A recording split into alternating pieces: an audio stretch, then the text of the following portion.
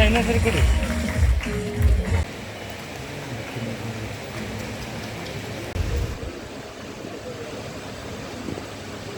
ಶ್ರೀಯುತ Manjappa sir, society ಅಧೀಕ್ಷಕರು, ಇವರಿಗೂ ಶಿವಮೊಗ್ಗ, ಅವರಿಗೂ ಕೂಡ ಈ ಕಾರ್ಯಕ್ರಮಕ್ಕೆ ಸ್ವಾಗತ, ಶುಭ.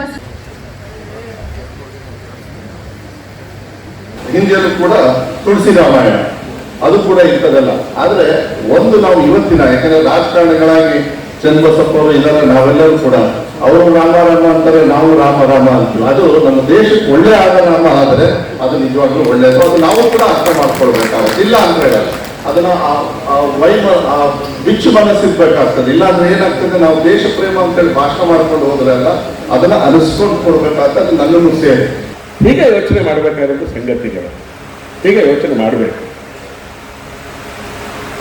ವಾಲ್ಮೀಕಿ ಅವರು ರಾಮನ ಬಗ್ಗೆ ಹೇಳ್ತಾ ಹೋಗ್ಬಿಟ್ರು. ರಾಮ ಹೇಗೆ, ಅವ್ರ ಕುಟುಂಬ ಹೇಗೆ, ಅವ್ರು ಹೇಗೆ ಬೆಳೆದ್ರು, ಹೇಗೆ ರಾಜರಾದರು, ಎಲ್ಲ ಸಂಗತಿಗಳನ್ನು ಹೇಳಿದ್ದಾರೆ. ಅವ್ರ ಹೋರಾಟದ ಜೀವನವನ್ನು ಕೂಡ ಹೇಳಿದ್ದಾರೆ.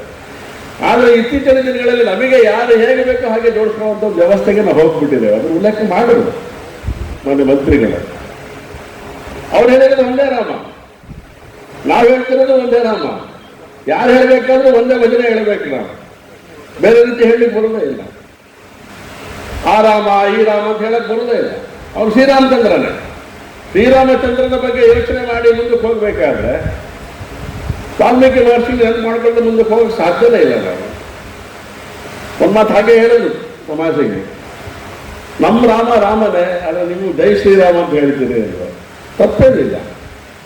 ಜೈ ಶ್ರೀರಾಮೂ ಹೌದು, ಶ್ರೀರಾಮ ಜಯ ರಾಮ ಜಯ ಜಯ ರಾಮನೂ ಹೌದು ಅಲ್ವಾ.